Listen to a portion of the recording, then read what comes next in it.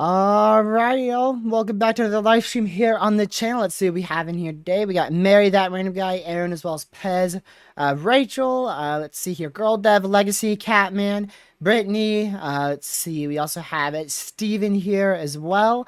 We got Z. We have, if I go down a little bit further, Caden. We have edits in here as well as Misty, Brian, Haley, Parliament. Let me go down a bit further here, and SLD, Storm Analysis, make sure I didn't miss anyone up there, Drew, oh boy, Psychor, never gonna get your name right, man, never gonna get it right, Carson, and everybody else who is watching this stream who may not be chatting, and everybody who's also chatting as well. Welcome back to the live stream. Glad to have you guys on in here. And yeah, let's go ahead and switch on over to, let me find the right scene. Oh boy, I've lost it. There it is. Switch over to our main scene here.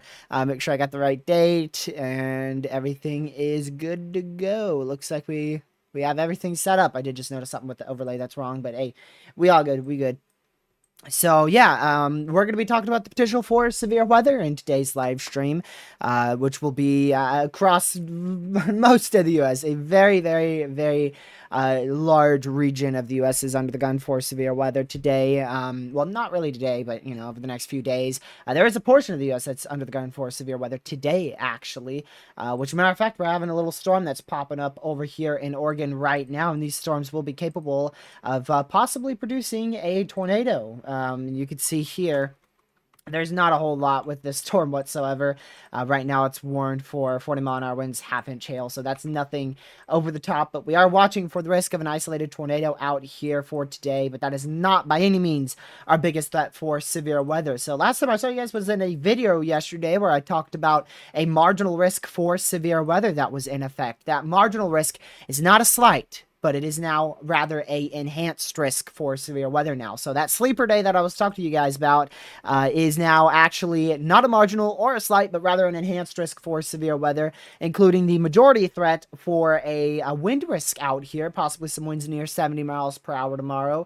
Widespread 60-mile-an-hour winds being a possibility. A couple tornadoes will be a possibility as well, especially in that brown and dark green highlighted area. And some isolated large hail of near 1.75 inches in diameter can't be ruled out, especially most likely focused over near the Pittsburgh area in Pennsylvania for tomorrow. As for today, I'll just show you guys this risk here. We've got that marginal out in Oregon here, 2% torque, 5% wind, and a 5% hail in effect. So low wind, all hazards threat there for today. By the way, marginal is a level 1, enhanced risk is a level 3. So big difference between those two.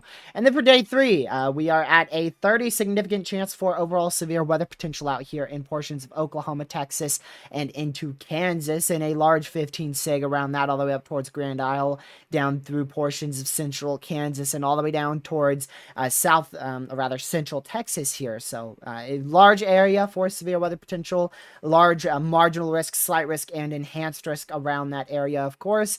Day 4, large slight risk for severe weather still remains in effect. We have not seen an upgrade to enhanced just yet for this, but I wouldn't rule out a enhanced risk on either side of these regions here, or even an enhanced risk over the entire broad risk region on the western side, out towards maybe areas like Iowa, Missouri, Arkansas, down towards Texas and Louisiana.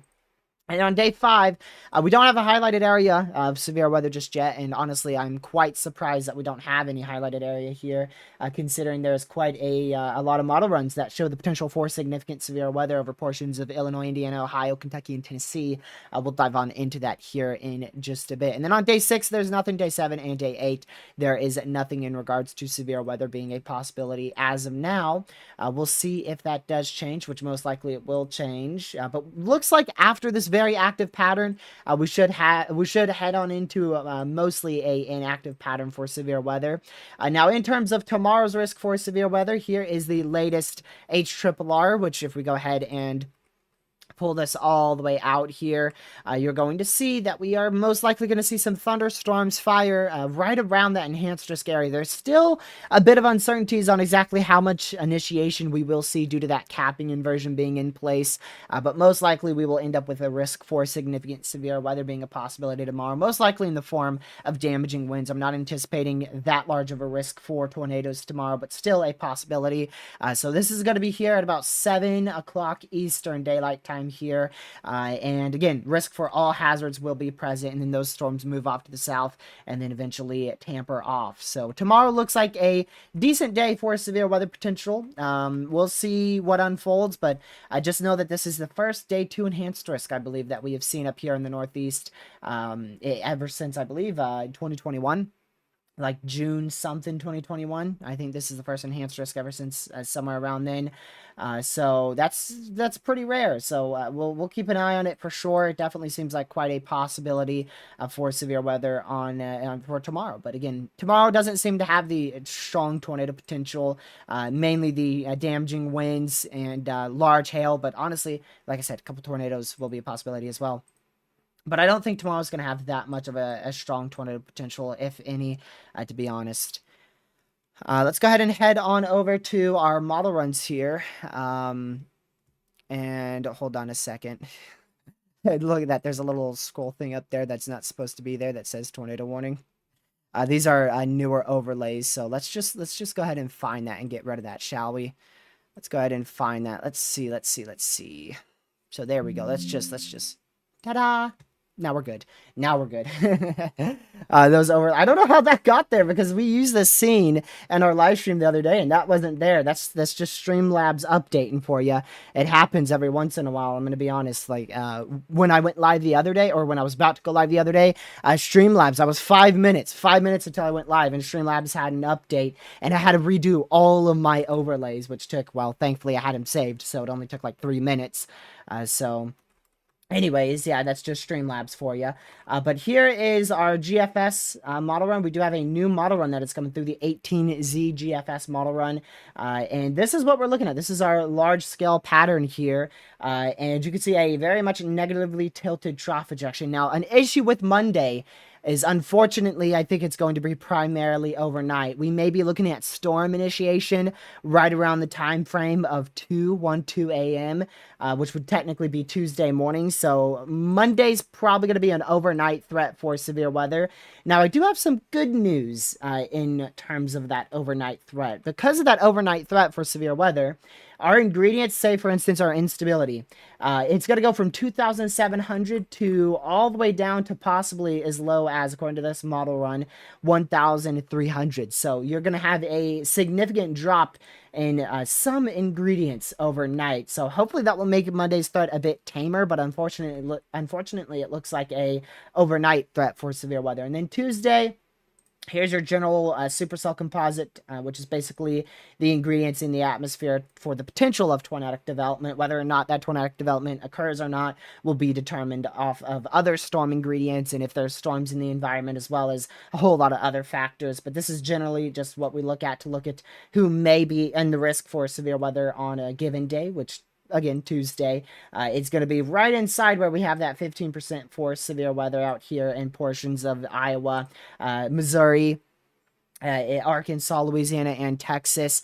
Very large area of potential severe weather there. And then we move on into Wednesday. And like I said, Wednesday, this has been here for a while. I mean, if we go ahead and look at previous model runs just to show you how this has been present for a while, you can see how if we just go through this, there's been a decent amount of uncertainty on this model run, these deterministic model runs on Wednesday being a decent threat for severe weather.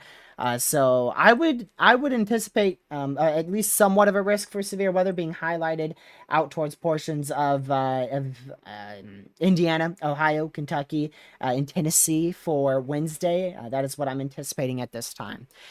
Alrighty. That's your brief rundown. Of course, we're going to be doing a way more in-depth rundown as well. But before we go ahead and continue on into this, if you guys could just quickly hit that like button. A little over half of y'all have already hit that like button on my end, at least. And yeah, if you could, go ahead and share the stream with your family, friends, and on social media. It's greatly appreciated. And make sure you guys are staying hyper weather aware out there. That's the number one factor with all this, is just be hyper weather aware. No matter how big the threat looks, if you are just hyper weather aware, you have and know where your safe spot is. And, you know, if you have a weather radio and you have a safe spot, and you know where both of them are, and you know that, that weather radio is going to go off, hopefully it has batteries in it, then you'll be okay. As long as you know when those warnings may be issued, and that weather radio will alert you when they are issued, and you just stay hyper weather aware and know where that safe spot is, you'll be perfectly fine. No matter how big the threat is, if you are hyper weather aware, you will be okay. So just make sure that you are hyper weather aware during these threats for severe weather. There's still some uncertainties in regards to the exact specifics of the severe weather and the exact magnitude of the severe weather threat, but it does appear that we are going to be in a multi-day threat for severe weather outbreaks.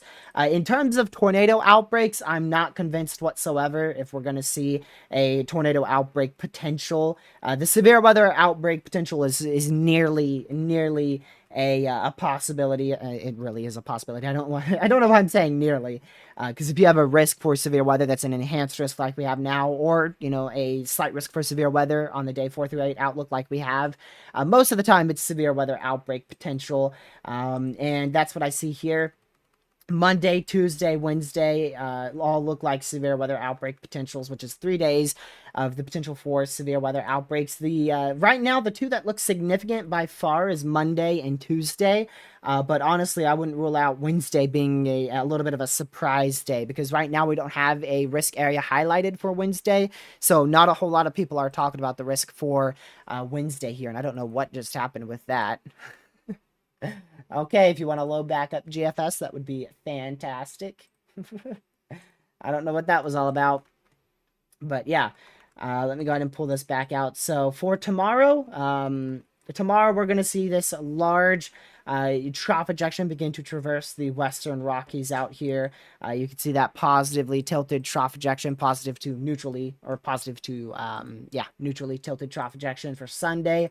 Then as we go into Monday, it's going to rapidly turn into a neutral to negatively tilted trough ejection here. And then as we go into Monday night, it's going to be a fully neutral tilted trough here, which is why I think that our threat for severe weather is probably going to be primarily overnight for our risk for severe weather on Monday.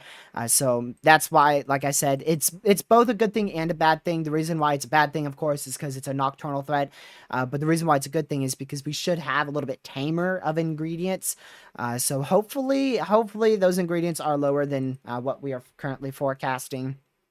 So yeah. Again, welcome to everybody to the live stream. Hopefully everybody is having a great day so far.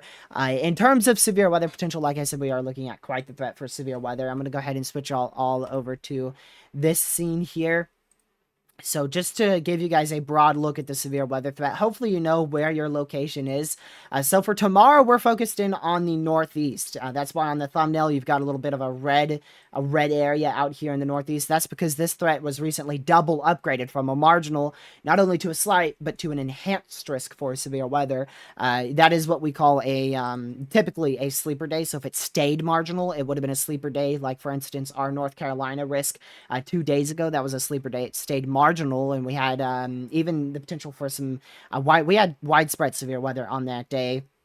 That's what you call a sleeper risk. Basically, a risk that is going to go generally unnoticed and may not be, clearly highlighted by the SPC. Basically, that's a sleeper risk, hence the word sleeper risk. Tomorrow, it's not a sleeper risk anymore because it's clearly outlined by the SPC. So now we're expecting a severe weather risk. So it's not a sleeper risk anymore. And then on day 3, if you are in any of the shaded areas, I don't care if you're in that marginal risk, you need to be hyper weather aware. Don't pay a whole lot of attention, but still pay attention to those colors, the yellow and the orange. The reason why I say don't pay attention to them too much is because they're going to change. These colors are gonna change. We may even see an upgrade to a moderate risk inside that enhanced risk severe weather zone. So these are going to change. So like I said in my video yesterday, if you're barely outside that slight risk for severe weather, you may be added to that slight risk. So that's why if you're generally around it, you need to be hyper weather aware as well. Like I said, it doesn't matter what shades you're in. If you're in any of the shades, you need to be hyper weather aware. And then as we go into Wednesday, or rather Tuesday, this is Tuesday's risk for severe weather, you want to be hyper weather aware in these locations here. So this includes areas like just barely east of Dallas, Texas, Kansas City, Des Moines, Iowa, Cedar Rapids, Madison, Wisconsin, Bloomington, Illinois, Chicago, St. Louis, Memphis, even portions of Shreveport as well. I believe all of Shreveport, is included inside that risk for Tuesday. Now, like I said, with Wednesday, they haven't outlined an area for severe weather, but this threat is going to continue into portions of the deep south and especially into the eastern portions of the Midwest and Ohio Valley. Specifically on that northern edge, really up over here is where I see the best shot for severe weather as of now, which is why I said I wouldn't be shocked if they add a threat for severe weather for Wednesday. So make sure you're hyper weather aware. Generally, if you're in this area, just make sure you're hyper weather aware because severe weather will most likely end up being a possibility. Right now, they haven't outlined an area for severe weather, but I anticipate they will at some point in the near future, whether that be a low wind threat or a high wind threat.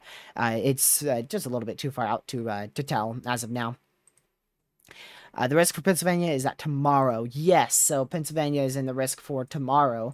You're in that enhanced risk. All of Pennsylvania, pretty much all of Pennsylvania, except for the Erie location up there in the northwestern portion of Pennsylvania, is included in the risk for severe weather. This should not change too much.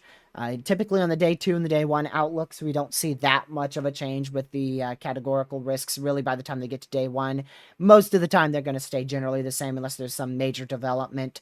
But I expect this to stay pretty much the same. I don't think we'll see much changes with this risk. So just if you're in any of these shaded colors, be hyper weather aware here. And this doesn't extend into portions of Ohio as well. You guys are only in that level 1 risk, that level 1 out of 5 risk here in portions of Ohio, but still remain hyper weather aware just in case. Do you think anywhere specifically will be upgraded? Any predictions based on data? So right now, in my opinion, Monday looks to be trending later and later. So I think Monday's threat is actually going down a little bit, in my opinion. But honestly, I wouldn't be too shocked to see them pull a moderate risk by the time we get to day 1 outlook. I wouldn't be too surprised if I had to say where the best shot for severe weather is, by far exactly where the SPC has it. They have a great outlook right now. That's where the models are certain on a threat for significant severe threat. So somewhere inside there, we could see an upgrade to a moderate risk. That's up to the SPC, of course. But I would not be surprised whatsoever. And then for Tuesday, There's still a bit of uncertainties. I'm not really too sold on Tuesday's threat for severe weather just yet. But honestly, I wouldn't be shocked to see an enhanced risk get added along the entirety of the central portion of this risk. I would not be surprised whatsoever. So I would not be shocked if both of those days get upgraded. Now, if tomorrow gets upgraded, I would be blown away. But if Monday gets upgraded, wouldn't be shocked at all. If Tuesday gets upgraded, wouldn't be shocked. Wednesday doesn't have a threat for severe weather just yet, according to the SPC, so I expect that to be upgraded at some point in the future. Tomorrow night, most likely, Riley. So you're looking at things probably firing right around the time frame of 6, 7 o'clock. 6, 7 o'clock, things are going to start firing up towards this portion of the risk area. So, yeah, I would recommend, I mean, you don't, unless you're in a warning, per se, you really don't have to stop driving. You know, if you're in a warning, it depends on what warning, because if it's a tornado warning, I recommend you try to find the nearest sturdy structure. But typically, if it's a severe thunderstorm warning, honestly, you could just, a severe warning, you shouldn't be driving in either way. So just stay weather aware. Once you see those warnings being issued, like say if I'm out here in Williamsport and I see severe warnings being issued to my north, I know, okay, now's not really the best time to travel, huh? So I would avoid travel. So I would say just avoid travel beyond 6 p.m. tomorrow night. And if you happen to be caught inside a severe warning while driving, just try to find the nearest sturdy structure. Yes, I will be live for tomorrow's risk. Yep. We'll most likely be live for about 3 hours. I'm planning for 6 o'clock to about 9 o'clock. 6 to 9 is probably going to be our stream.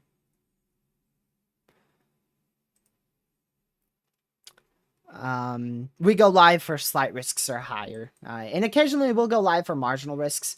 You know, if I see good potential in a marginal, I'm going to go live for it. Wow, this is very... There you go. I was like, what's screwed up? That is so screwed up. The velocities were very screwed up.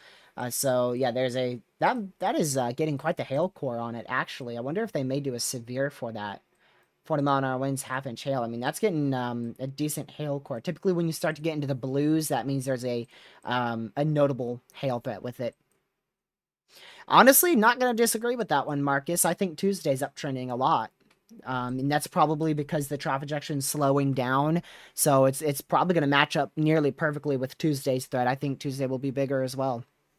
I'm just a little uncertain on exactly where it will be, but it will probably be about Arkansas, Missouri. You're really going to have 2 interest points for Tuesday. I see like up here in this location and then down towards here as well. I really see 2 different areas, and I believe the SPC denotes that. I'm not too sure if they note that or not. They might. Let's read their discussion here. Yeah, 2 favored regions for severe storms Tuesday afternoon. The left exit region. Oh, wow. Iowa, Missouri, Illinois, and that. Wow. Okay. That wording is very much how do I put this? Rememberable for me. I remember that a lot. Memorable. That's what I'm looking for. Memorable. I remember that clearly. That is some very similar wording to a specific outbreak last year.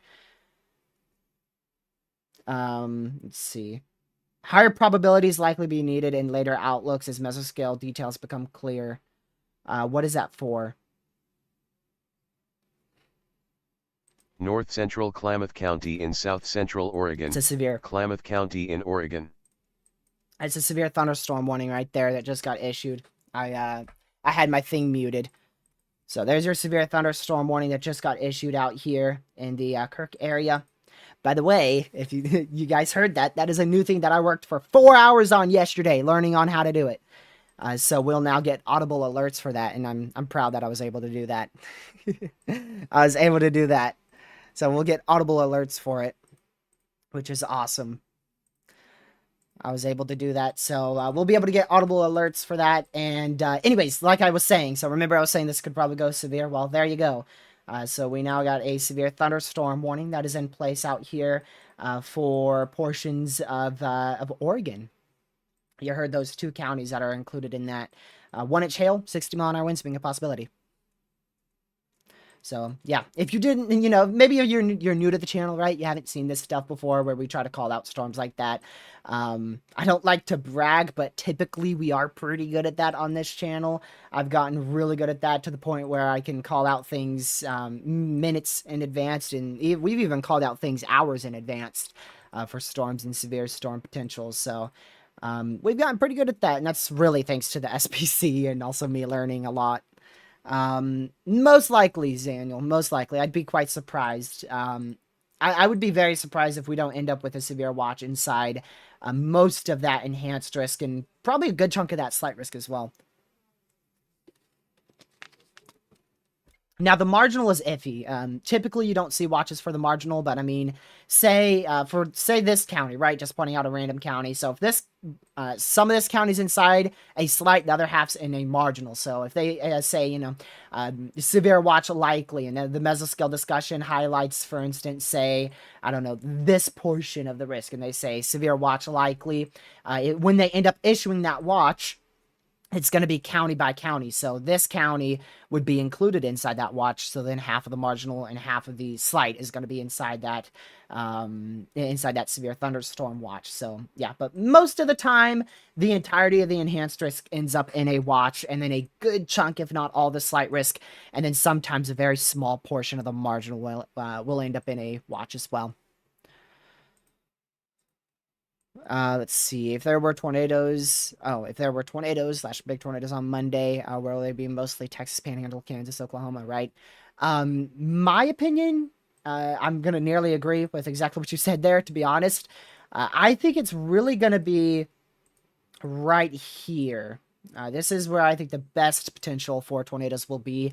Once you get up towards like Kansas, like you said, I think the more the wind threat becomes an issue. I think really when those storms first fire off near and west Oklahoma City, that's going to be your biggest tornado threat. But some models don't fire storms in there. I can't English. I took a look at some model runs that I can't show on stream, and some of them don't initiate storms in that area, and then others initiate semi-discrete supercells. So I think it's really gonna be if those storms fire, that's gonna be when our biggest threat for severe weather will occur. Which really we can't determine that until, unfortunately, really the day of.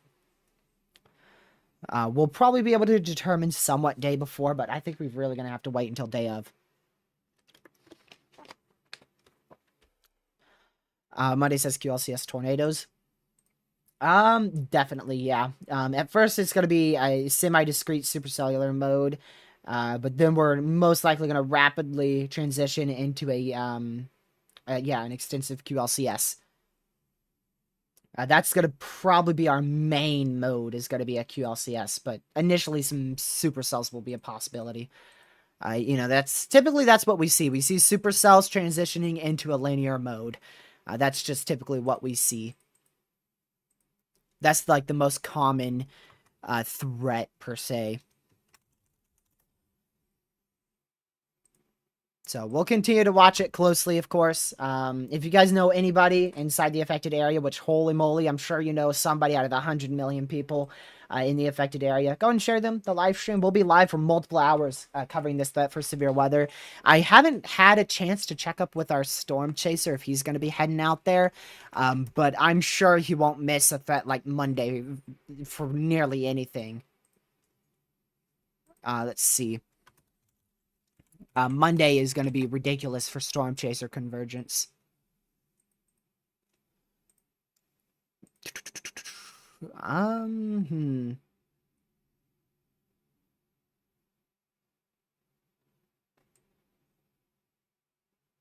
So he's definitely going to go live for Tuesday.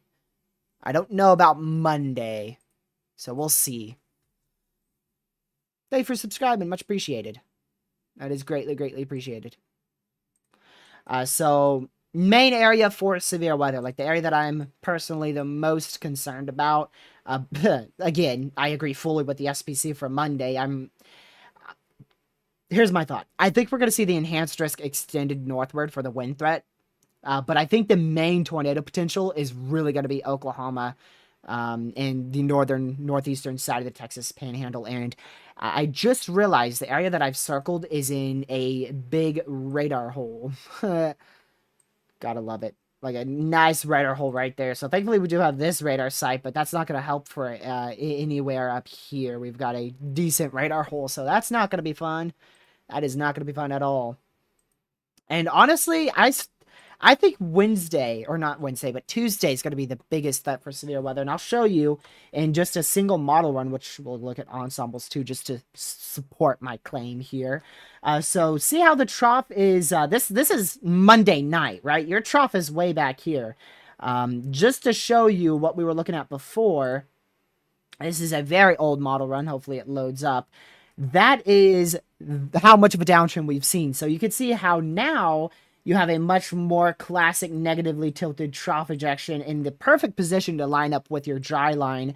And if we go to the newest model run, it's considerably more off to the west-southwest and a lot weaker as well. So that's why I think Monday's going to be iffy. It's really going to come down to the mesoscale features and how fast that trough ejection can progress. But regardless, significant severe weather is going to be a possibility on Monday.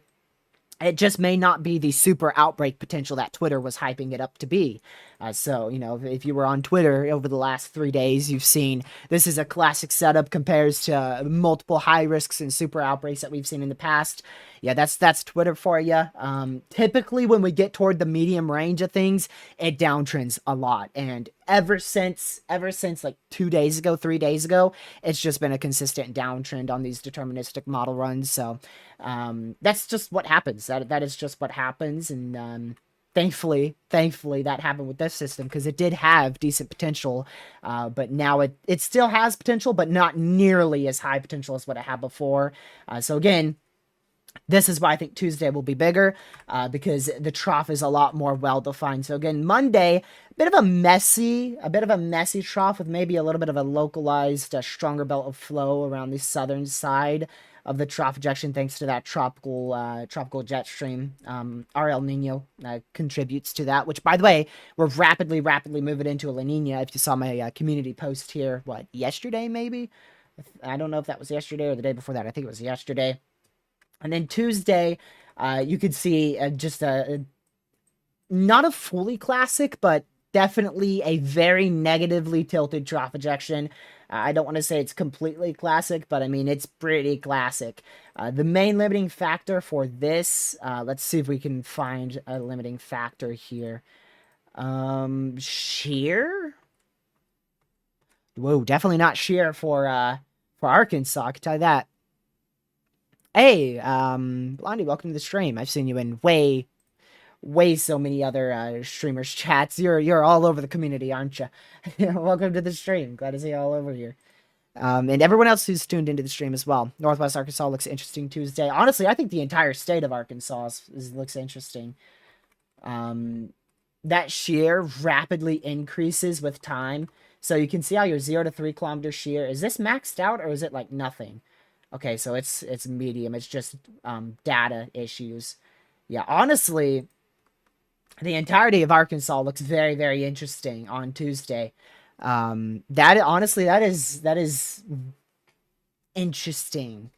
You can clearly see your two target areas here. You could clearly depict target area 1 and target area 2 for severe weather potential here. And like I said, really, I'm expecting just a large enhanced risk because, I mean, it's going to just be separated by this tiniest little slot.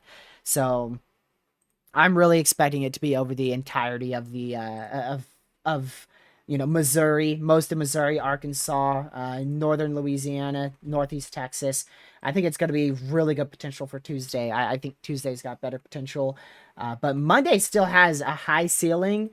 The number one factor for Monday by far, the biggest factor for Monday is going to be if we see storms fire around the time frame of 4 p.m. to 7 p.m. If that happens, we could have a quite significant tornado threat on our hands. But if it doesn't happen, which there is a chance it doesn't happen Monday, then that threat's going to be a lot lower. And in the overnight hours, it should be mainly that wind threat and an isolated tornado threat. So if we see storm development around the time frame of this particular frame on the model run. Like I said, this is 5 p.m. here, Eastern Daylight Time on Monday. And if we see storm initiation really anywhere along that instability axis, all the way from say in Nebraska down through portions of Texas, if not a good chunk of Texas, anywhere along that axis, then we could have a significant tornado threat on our hands, which most likely this area here is going to be quite capped out, which is why that enhanced risk doesn't go all the way down towards,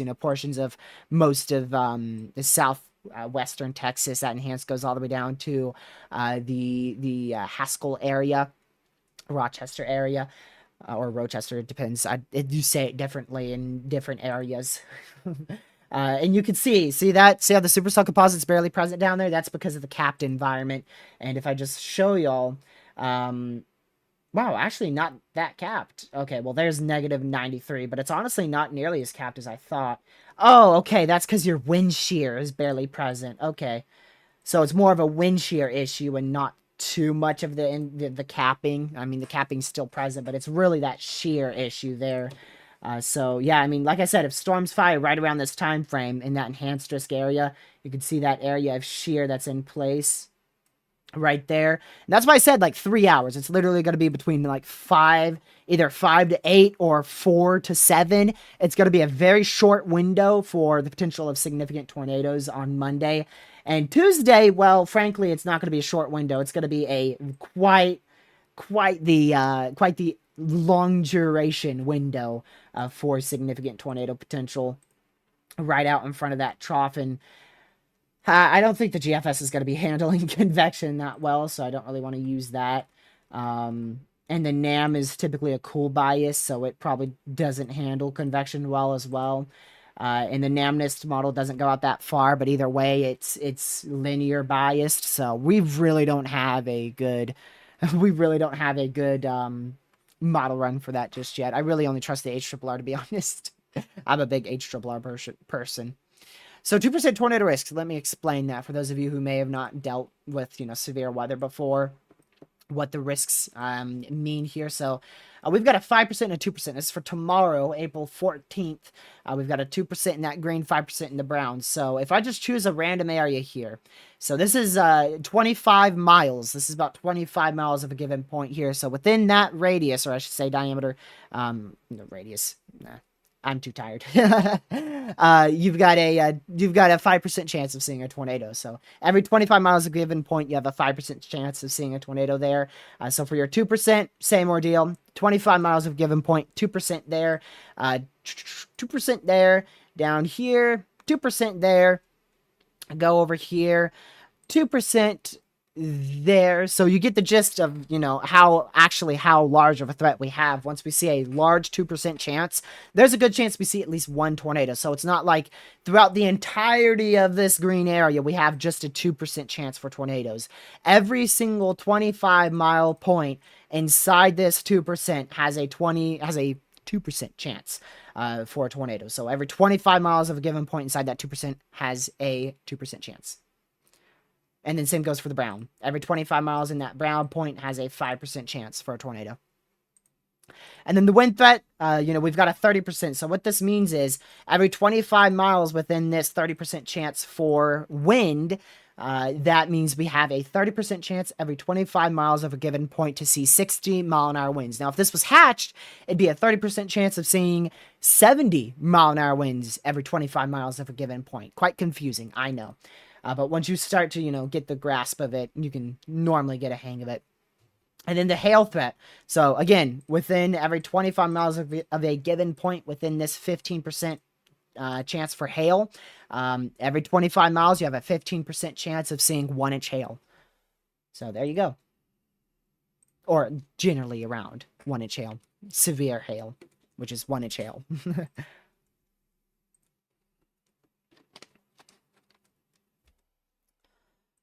Alrighty. And then for day 3, what this means is here, so we've got a 30 hatched. What this means is every 30, or not every 30, but every 25 miles of a given point within this 30 hatched area, there is a 30% chance every 25 miles of a given point of seeing either significant hail around the realms of 1.75-inch hail or around the realms of 70-mile-an-hour winds. And then once we go to the day 2, then we'll depict if that's wind, hail, or possibly even a tornado threat. There's nearly 100 million people at risk for severe weather. We've got 330,000 in the risk today. We've got gracious day. That's probably about 9 million there. So 9 million. So you're looking at about 43 million in the risk tomorrow. And then on day 3, you're looking at another 21 million in the risk for severe weather there for Monday. And then for Tuesday, you're looking at 34 million more. So, like I said, right around 100 million in the risk for severe weather. And then Wednesday, we don't have a highlighted area for Wednesday, but it's going to continue into, generally this region here. So Western Kentucky is going to be an issue. Severe weather is going to be an issue in Western Kentucky, Western Tennessee. So if you're around like near the Hopkinsville area up towards Owensboro, pointing west, that's where your severe weather is most likely going to be an issue. There's still some uncertainty. As we get closer, we'll be able to depict it better and better. But right now, it looks like an all hazards threat for Tuesday night. But it might be off to your west, so it depends on when when those ingredients die down. It might die down out here, or it could continue into your area. But depending on wherever those storms die out, your all hazards threat will end. But if they don't die out, then you're going to be in an all hazards threat for hail, wind, and even tornadoes. But I do think Wednesday, you'll have a better chance for severe weather. But right now, there's no highlighted area. But I think Wednesday is going to be a bigger day for severe weather for most of Kentucky.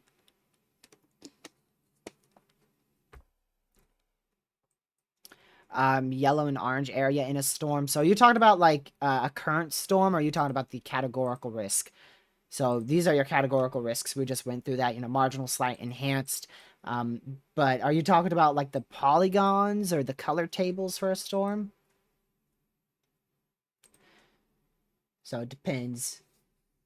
Depends on what you're talking about there.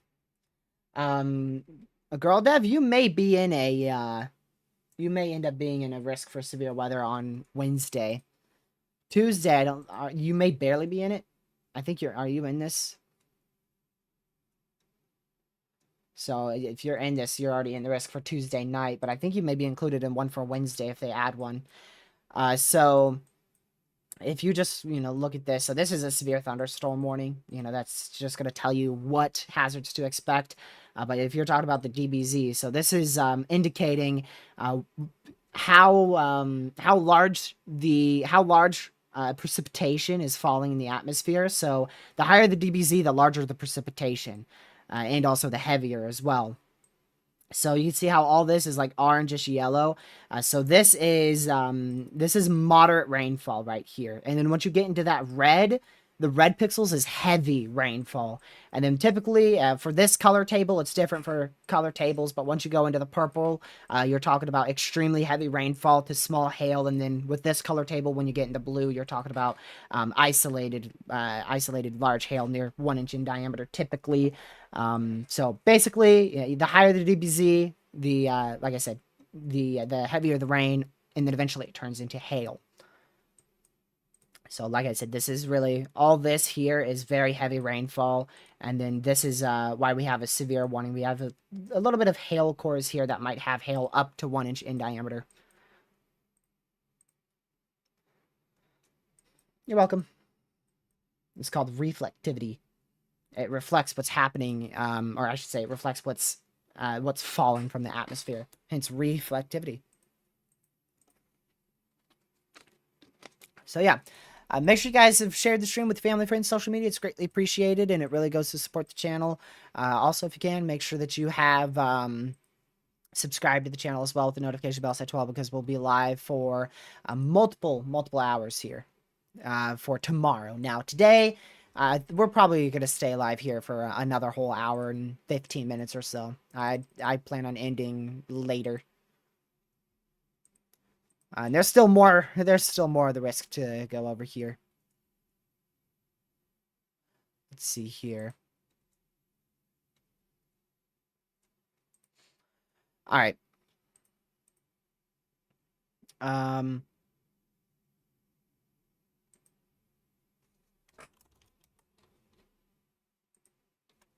so Catman, I'm thinking about doing a secondary stream for that.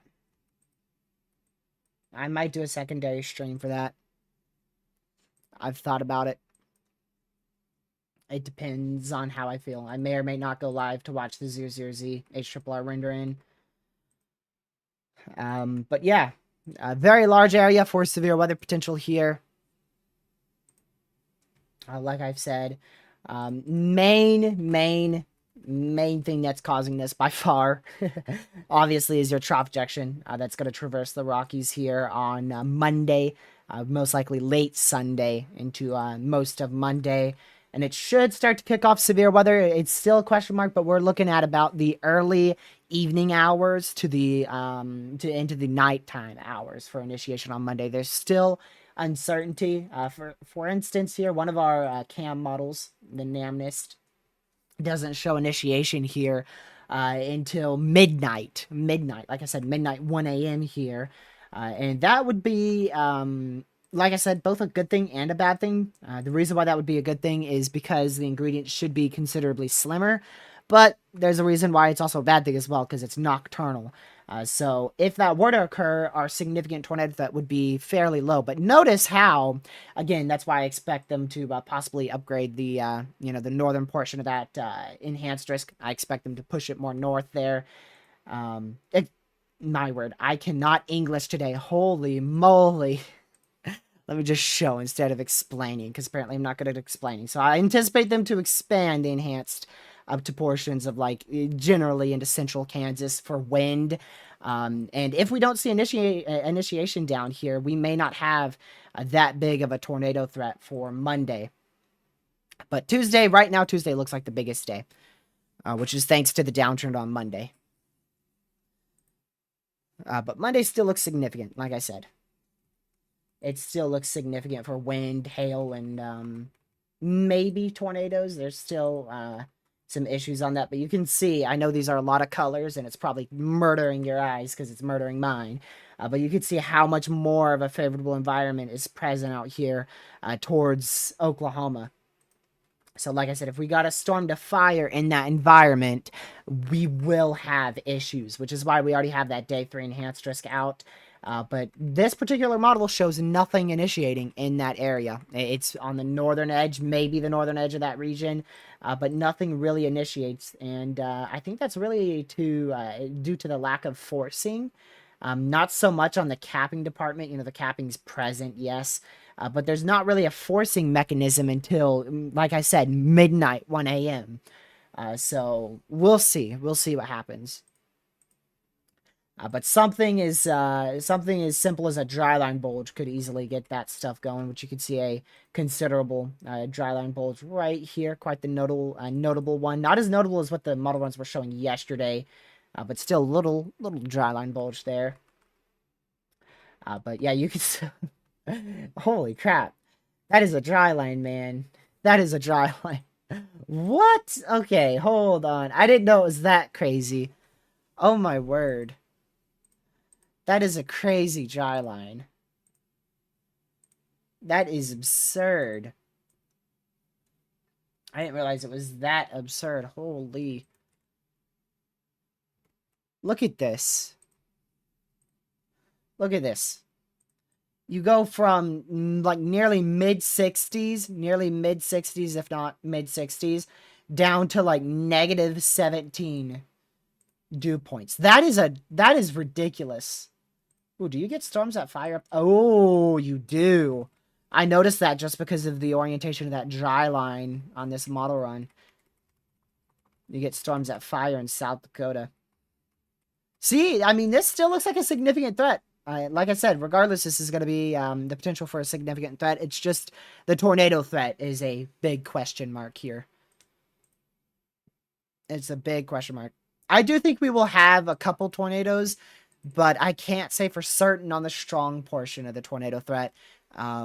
Severe weather outbreak is definitely possible, but strong tornado potential is iffy. Let's see here.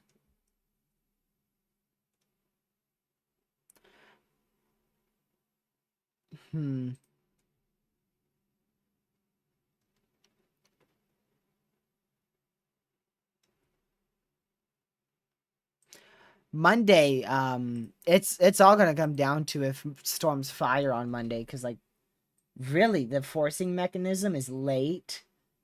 So basically it's as easy as this. If you don't have a forcing mechanism, you don't have storms. And that forcing mechanism is of course in the sense of that trough ejection cold front dry line. It would be a dry line turning into a cold front, by the way. And if you don't have that, then you could say goodbye to your severe threat. Because if that cold front does not push through, then storms aren't going to fire. And if it pushes through too late, then the capping may build in. So we'll see. We'll see.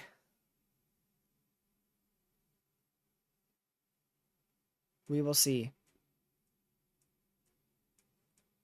That's why the 00Z HRRR is going to be interesting tonight. But honestly, we'll see, because the HRRR may not go out to initiation. The HRRR is going to go out to 00Z, which will be right here. So we'll be able to depict if we see any storms. Let me switch all on over here. We'll be able to depict if we see any storms in this area on the HRRR.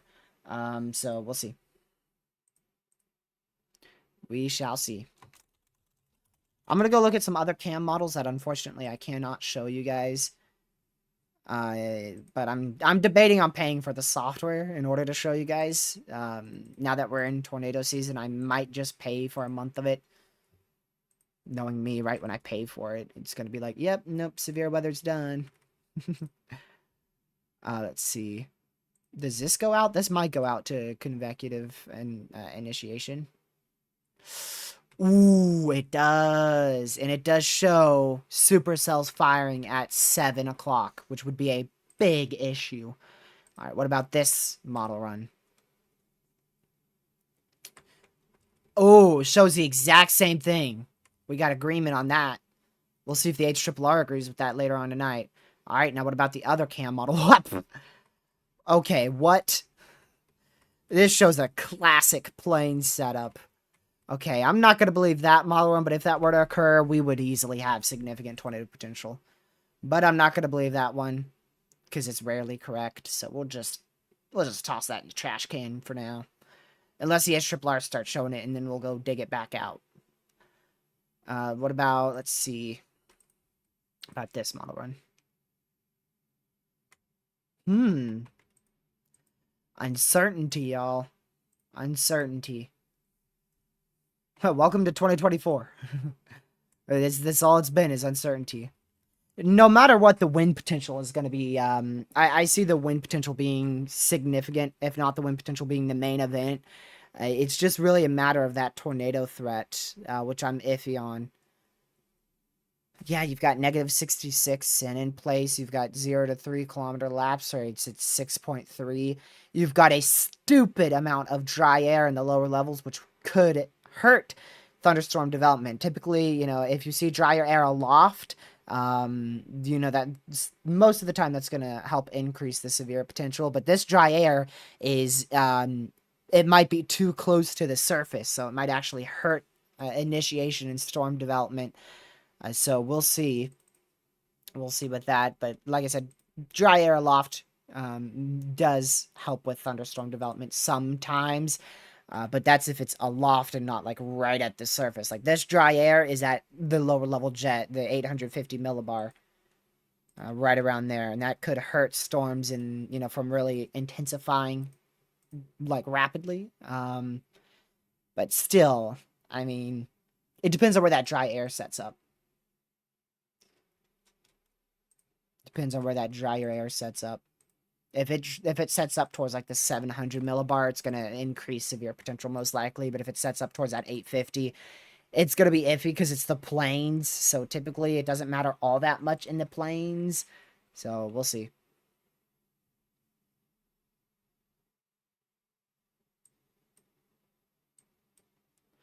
Let's see here.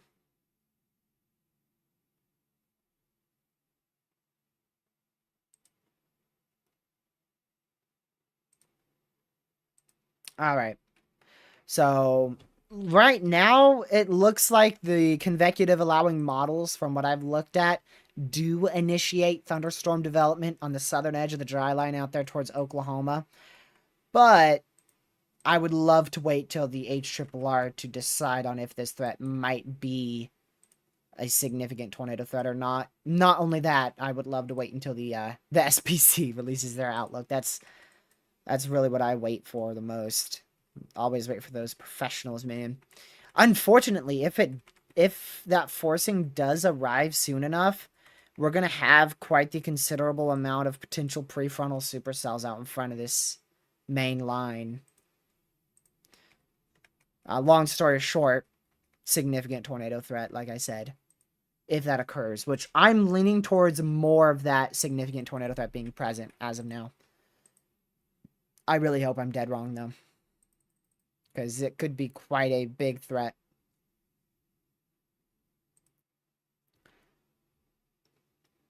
Let's see here.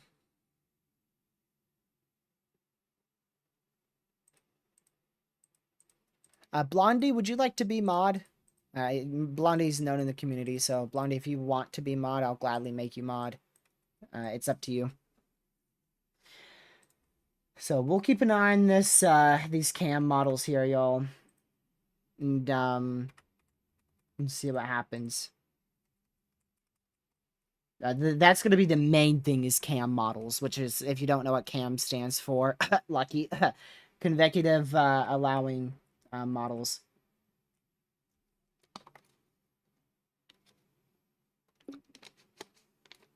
Convective allowing model, yeah.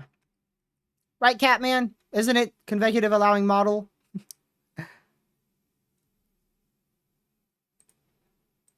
I'm pretty sure it is. If I'm wrong, I'm going to be mad. It is? Okay. Whew! Because I was going to say... I have to double check, like I said. I still got to learn weather, too. It's a lot of stuff to keep up with. It is hard to keep up with everything in weather, y'all. It is difficult. It is very, very difficult. And not to mention, I haven't looked much into the ENSO side of things, which is just over the top, too. So, man. Wednesday's risk. Yeah, so Wednesday, there hasn't been an outlined area of severe weather just yet, but I would be shocked if we don't see at least some probabilities being added on for Wednesday. Easily, the highest potential for severe weather is going to be out in this area here, generally out in that area. Right out in that area. So this would include areas like Louisville, Kentucky, Paducah, near the Hopkinsville area. So that's where I would be watching generally that area the most, which I can show you the ensembles here. Show you the ensembles. Again, right there in that yellow area. Right there. So that's where I think the best threat for severe weather will be on Wednesday. And yes, it most likely will include Memphis. There's a good chance it will include Memphis. Now we have to wait for more model agreement and to get closer here, because you can see how the ensembles are very much in agreement here. As of now, the medium supercell accumulation composite here shows it right out in front of that immediate dry line. And this is actually nocturnal. This would be nocturnal. And like I said, the biggest issue with this would be the capping. If you have a nocturnal threat, the capping most of the time is going to interfere with it.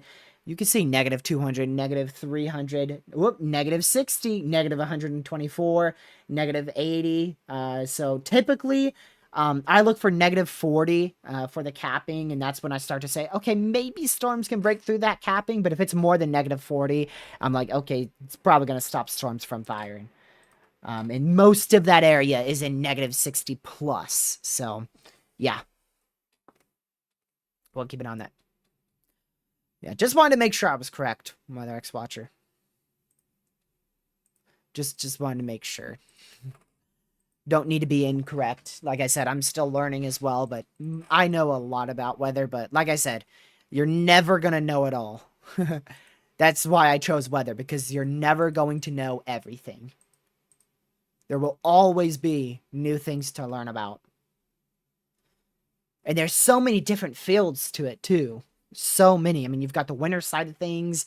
You've got the severe weather side of things. I mean, you've got so many other fields as well. Like, it's not just severe weather. You could look into flooding and where flood prone areas are, and you know, you've got the hurricane seasons and the ENSO, the different temperatures in the water and how that interacts with global patterns, which is, you know, partially ENSO. I mean, just so many things that you can learn. So many things.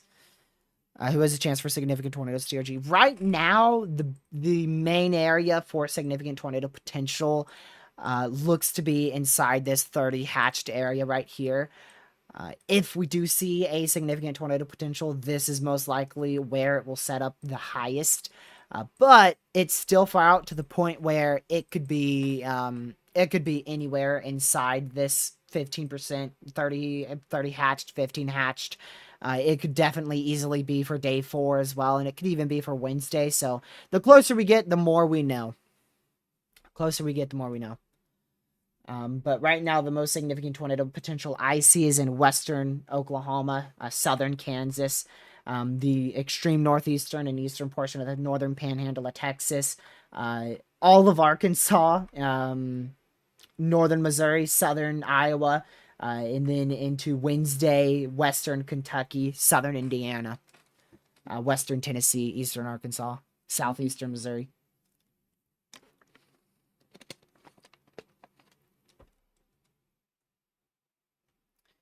So, yeah. Like I said, just be weather aware. Just be weather aware. There's no reason to freak out. We've gone through these big systems before. I mean, Girl Dev, you went through the one of the biggest outbreaks of the decade. I should say of recent years. You can't know it's the biggest outbreak of the decade because we've got freaking 6 more years left of the decade. So, but anyways, I mean, you went through one of the biggest threats that we've seen in about a decade. So, and you survived that. So, like I said, just be hyper weather aware, know where your safe spot is, be hyper weather aware, and you'll be fine. It really doesn't matter how high that threat is. If you just know where your safe spot is and you know that you're hyper weather aware, then you'll be okay. Now, of course, the threat does matter. The threat does matter. There's a big difference between like a moderate and a marginal. But regardless of the threat, you should be hyper weather aware, you know, even if it's a marginal. So I do want to check back in with our thunderstorms out here. Yes, I do, Girl Dev. One of our thunderstorms out here in Oregon look to be, look to be interesting here. So you can see there may be a little bit of a mesocyclone. Holy crap, 250 frames. I don't need that many. There may be a bit of a mesocyclone attempting to develop out here on this storm. But honestly, it's far from the radar. You've got mountains that are going to interfere with your radar, so I'm not all that confident in that being a solid area of any rotation. But we do have a 2% chance out there in Oregon today. So, like I said, doesn't matter what risk it is. Doesn't matter what risk it is. Regardless, be weather aware. Which hopefully you always have your weather radio ready to go. Because threats can sneak up on you. I mean, just the other day, we had a general thunderstorm risk tornado in Kentucky, so it doesn't matter the risk. You should be weather aware no matter what. And like I said, the risk does matter, but the point is, no matter what risk it is, be weather aware. Weather Demon, thank you for being a EF1 member for 3 months now. Catman, I was looking at the new model run cams, or the new cams, I should say. So model runs like the, give me 50 years to pull it up. Okay, this is going to be a tongue twister. Alrighty. We got the HRWFV3, the HRWWRFNSSL. We've got the HRW WRFARW, the NSSL MPASHN, the NSSL MPASSHT, the NSSL MPASRT. There you go. Yes, the main one I was looking at, there was a few of those out of the 12Z that I wasn't looking at, so I was looking at like the RRFSA was one of the main ones, the HRW FV3 and the NSSL MPASRT. Those were the three that I was really looking at. But you could still look at them. I mean, it doesn't really you're not going to see storms fire. That's what I'm trying to get to. Holy moly. You're not going to see storms fire on some of those because they don't go out far enough, but you could still get a gist of what might occur. Which actually I want to look at the environment that some of these depict. Insane. Got it. Man. Did it finally go out? My light's been flickering, and so I'm just waiting for it to pop. I'm just waiting for it to go out. Let's see here.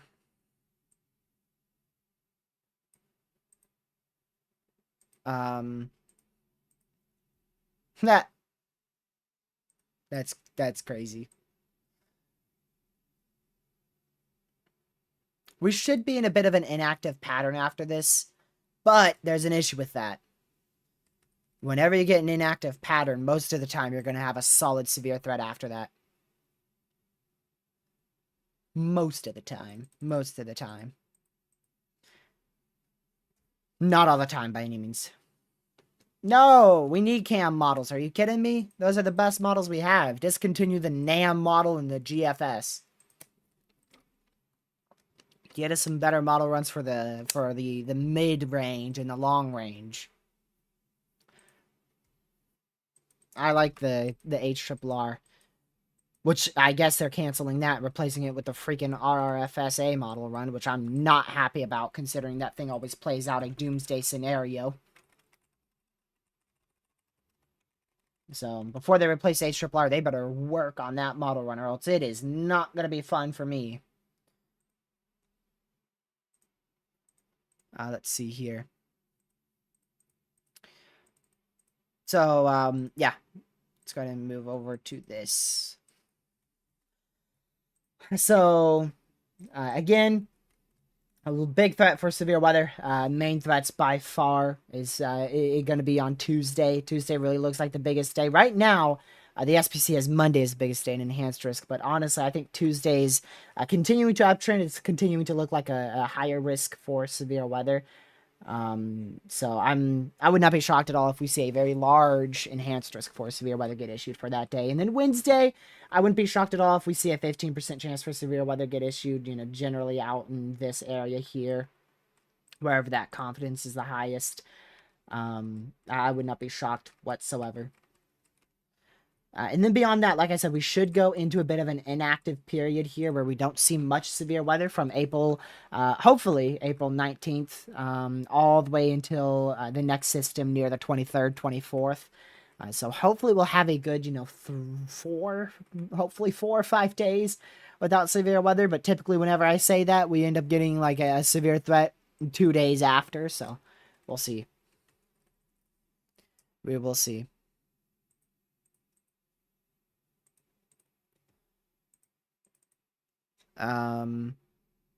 Alrighty.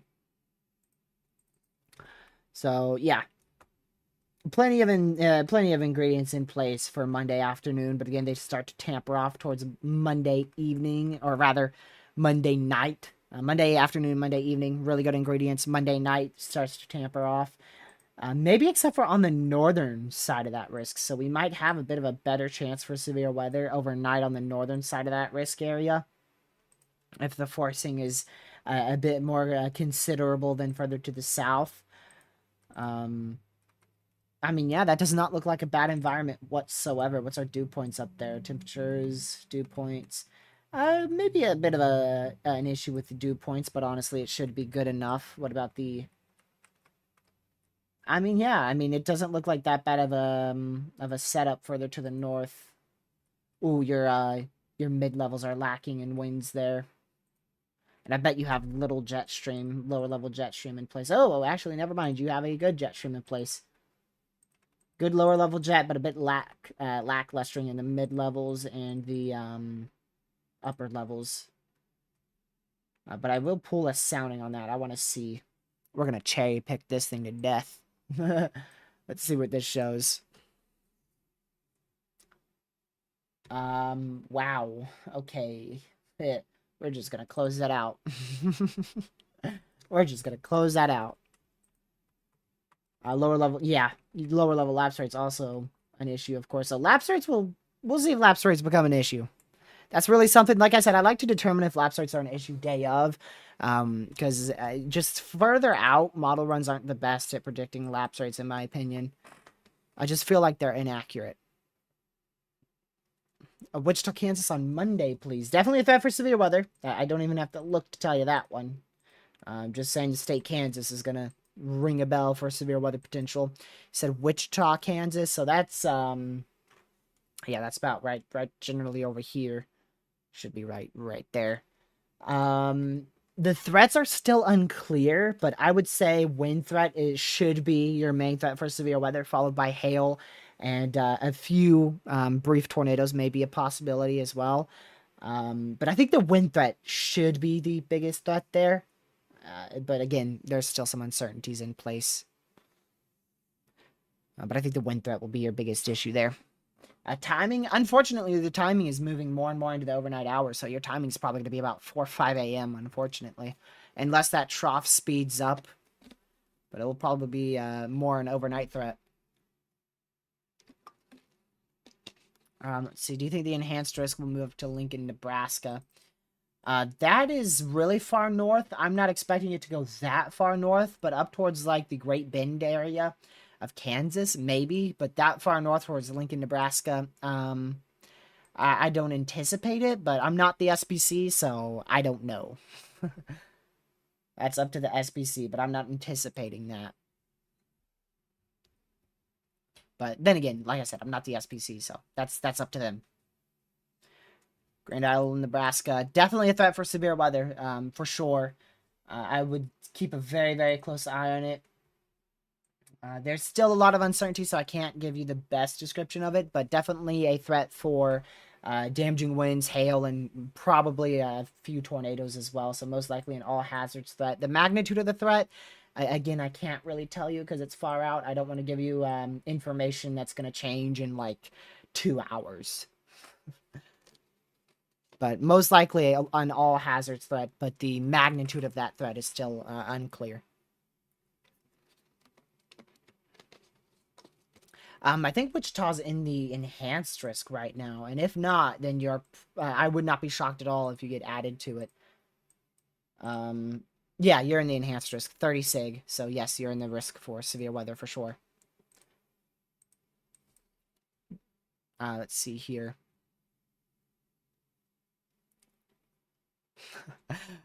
Is it because of what's going on, Catman? Can you not see it?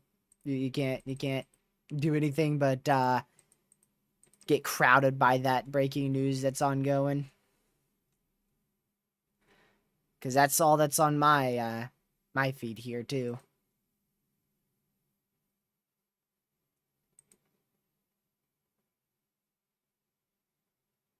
Let's see.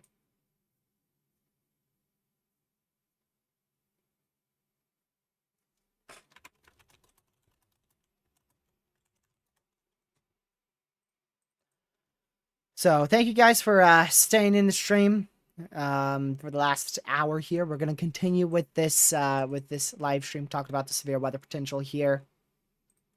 Let's read the discussion of the SPC for tomorrow, because that's actually not something that I've read. I haven't gotten around to reading tomorrow's discussion. If this mentions the potential for strong tornadoes, I'm going to go haywire here. Let's see here. Damaging wind should be the primary hazard. Okay, a tornado or two. And large hail are also possible. So damaging winds by far is the biggest threat, followed by hail, and then a tornado or two can't be ruled out, but it looks like that tornado threat is fairly on the lower side of things. I'm not reading all that. I'm going to skim through this. Storms will spread southward into the evening, but should eventually weaken as boundary layer begins to destabilize. A couple of tornadoes are anticipated. Well, shoot. That's definitely different than a tornado or two possible. All right, well, we're going to screenshot that. I did not know that one.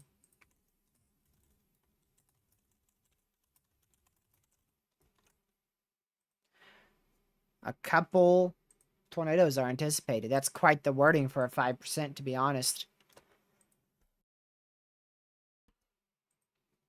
Let's see. Where's that for? Western and central Pennsylvania, where large hail may also occur.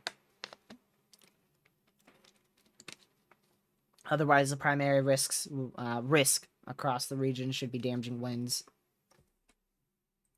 Interesting. Cold front in descent. High plains Monday morning. Okay. Interesting. Aaron, I do not know about a risk upgrade, so no comment on that one. I don't know about a risk upgrade at all. There's too many uncertainties in my opinion. So I would be blown away if they risk upgrade it tomorrow for day 3. This is the day 3 discussion. Large hail damaging winds and a few tornadic storms are possible. Large to very large hail appears to be overarching the threat for steep level lapse rates. An extensive QLCS. The tornado threat will likely be focused where lower level moisture is relatively greater and discrete storm mode can be maintained, seemingly centered around portions in northwestern Texas and the western Oklahoma vicinity. A swath or two of greater damaging wind potential may evolve overnight given the amplification of the flow regime, but will be modulated by weakening instability. That's what I was talking about. You know, if that threat fires overnight, then your threat's going to be decreasing most likely. Anything about... Let's see here. So really nothing that says... nothing that really sticks out here for a solid tornado threat, really. Nocturnal sin with the southern and eastern extent of the initial supercells will probably consolidate into multiple small clusters rather than being an extensive QLCS. So multiple small clusters rather than being an extensive QLCS. So, interesting. So that's probably going to favor a lot more of a hail threat. If you have a QLCS, typically that hail threat's low, so that will probably favor a wind threat, hail threat, and maybe even a tornado threat. We'll see. What about day 4 through 8 here? Oops. Let's see. Make sure that this is on mute before I open this. Very interesting. Very interesting. Can tell you that. All right, let's read this. Again, they're talking about highlighting a higher threat for severe weather over the Arklatex area and up here. Oh no, I want it to be, there you go, up here and over here. So we'll see if they end up doing that. Dang, that looks so familiar. Let's go down here. A broad severe weather highlight remains warranted. Higher probabilities that will likely be needed in later outlooks as mesoscale features become clear, given the instability and buoyancy. Plumes should be confined and modulated by late day 3, early day 4 convection. This area will be monitored for a possible severe weather, a highlight in the next cycle, outlook cycle, which that's talking about day 5, Wednesday. With a broad trough coming established over the upper plains, a building of a surface anticyclone over the Great Plains should support reinforcing of a cold front impinging on a richer Gulf of Mexico moisture. Texas and Some potential may evolve, increasing larger instability compared to prior days, but overall shear profiles remain modest. That's because your trough ejection is not going to be present. It's going to be little to no trough. That's talking about Thursday, right? Yeah. Because we were talking about that in yesterday's video about Thursday, maybe having a risk for severe weather. Overall, that has downtrended quite a lot on the last few model runs, especially on the tornado side of things. That's downtrended a lot for Thursday. But the wind and hail threat, you never know, could be present. Could be present. Man, that's been all over the place. Yeah, this is what we like to call inconsistencies. This is what we like to call inconsistencies all over the place. So I don't expect them to highlight something for Thursday, most likely. And then if you want me to show y'all here Wednesday, just to show you why I think Wednesday will have a highlighted area.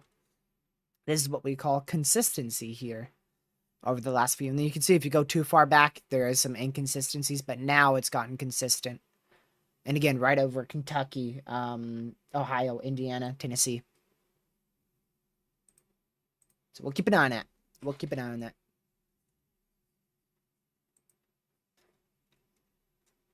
Let's see here.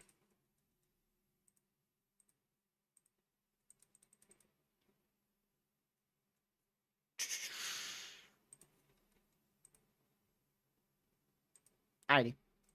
18Z Euros coming out? Nah, who cares about the European? As I look up a site to check the European model.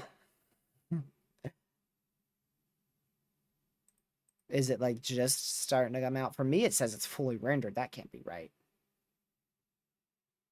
This is yesterday's 18Z, that's why. So it ain't even out on my end. It ain't even coming out. What about on this site? Yeah, it's not coming out on my end. Okay. Pivotal. Wait, I don't think I can use that, right? Doesn't Pivotal require plus for that? Oh, no? Okay. Yep, they do. Thought so. I thought so. Charleston, West Virginia. I'd watch probably Wednesday.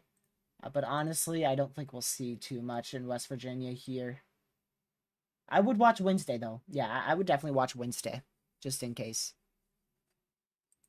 But it doesn't look too over the top.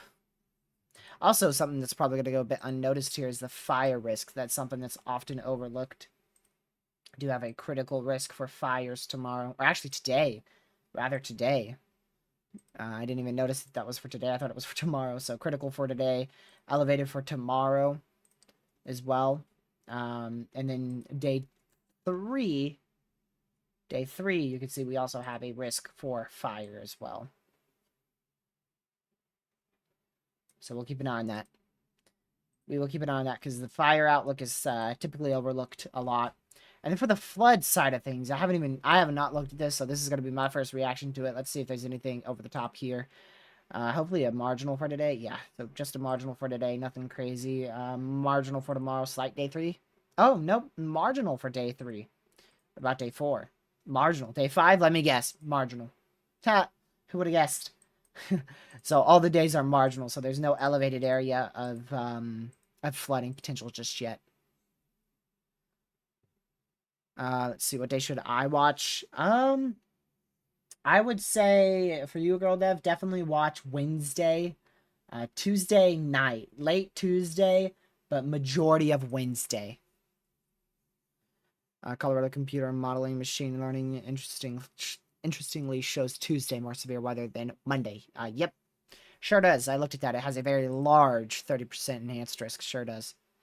And that's due to the trough ejection slowing down, which means that it's going to, in return, be later. So, yes, Tuesday will most likely end up being a higher threat. But, of course, we've got to wait for short-term model runs to come through.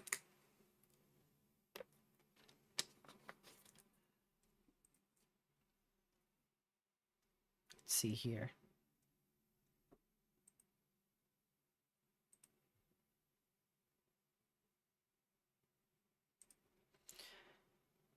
Oh, Lord. Why are you making me do this, Aaron? Why? Why? Why are you making me do this? Here's the never accurate model, which is, by the way, being discontinued because it's so stupidly inaccurate. Which shows a insane environment being depicted overnight. So insane that it is unrealistic. But we'll keep an eye on it. I mean, we'll keep an eye on it on the NAM model. The fact that it shows it is concerning. Does it convect anything, though? It really doesn't convect anything until the nocturnal hours more to the north. Which is interesting, to say the least. So I mean, I don't think it convects anything in Oklahoma, does it? Maybe some rain showers, but really nothing in Oklahoma. So really up there in Kansas. So we'll see. I wonder why stuff doesn't fire. It's probably a cold bias, huh? There's got to be something in the upper atmosphere that we're not seeing here. That's a lot of dry air. That is a lot of dry air. Here, Catman, I got a question for you. Is this too much dry air or not? I'm curious. Is that too much of dry air aloft? And look how rapidly it goes dry as well. I think that's too much. That's just my opinion. We'll see what Catman says. It's the last question. Oh, I don't mind the questions whatsoever. Catman says too much. Yep, I agree with that. So, yeah, too much dry air can hurt storms, of course, but some dry air can actually encourage storm development and severe weather potential, but this is too much. If I'm not mistaken, you really want that dry air to be not present in this area here, like 750 and below. This is what you want a moist atmosphere to be. And then, you know, up here, if you have a dry slot, and then it goes back to moist, or, you know, maybe a little bit drier up here, then that could be favoring severe weather. You would want that higher in the atmosphere. Yeah, exactly. Exactly. Is there, like, a specific millibar that you look for, Catman, for that? Like, is it, like, specifically 750 and up for dry air, or is it just generally higher up? Because, like, I know for a fact if there's dry air in, like, the lower levels, that's going to be a doozy. That's going to be a doozy. Yeah, 750, yeah. See, I'm just guessing at this stuff, and I'm right.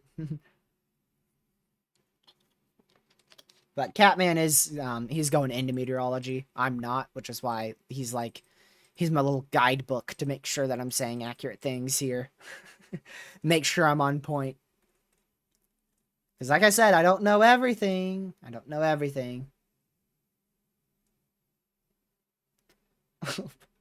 That would be fun, Jay. That would be fun.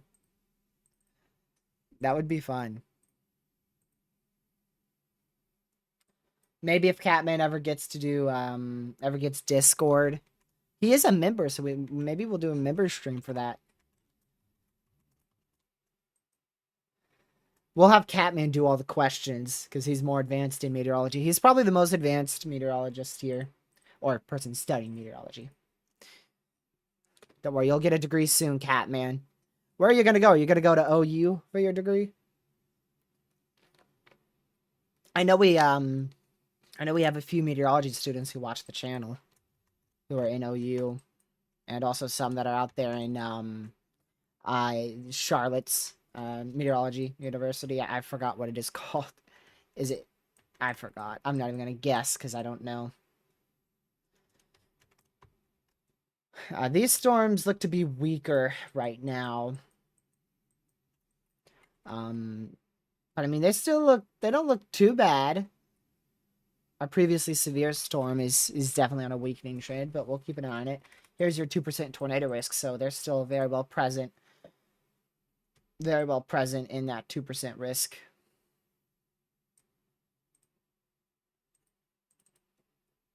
Oh, I just realized I've been on that sounding for like the last 5 minutes or so.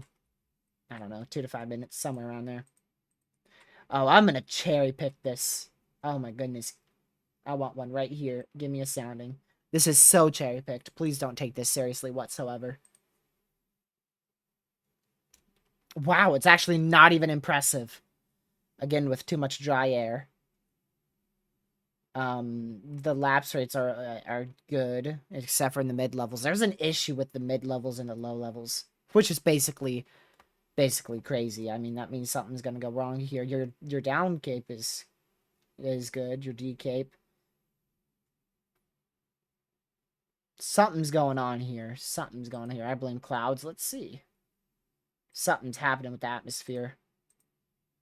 Oh, well, that explains it. But the NAM typically overdoes cloud cover. If you want a good cloud cover model, you do this one. There you go. So this one is pretty good for cloud cover. I don't know. I don't think I can pull a sounding out here. Can I pull a sounding? Does this have soundings? Dang it. I wanted a sounding. I'm gonna go to Pivotal, see if I can pull a sounding on Pivotal. Pivotal weather. Like I said, we'll be live for coverage tomorrow as well, y'all. As for live stream tonight, it's gonna be a last second thing on if I do or don't go live. So just make sure you have notification bell set to all. That way you know if I do go live or if I don't. If I do go live, it'll be before 10 o'clock. I'll be live by 10 o'clock if I do go live. 10 o'clock Eastern. So if I'm not live at 10 o'clock or before, then that means that I'll see you guys tomorrow. What model is this? Okay. I don't even have this on Pivotal. It's not a global model, and it's not an ensemble. It's not a regional. It's not definitely not convecutive. Okay. Sure, I guess Pivotal doesn't have that. Yeah, I'll be live on Tuesday. There's not a day that I won't be live, most likely, for the next 5-6 days or so.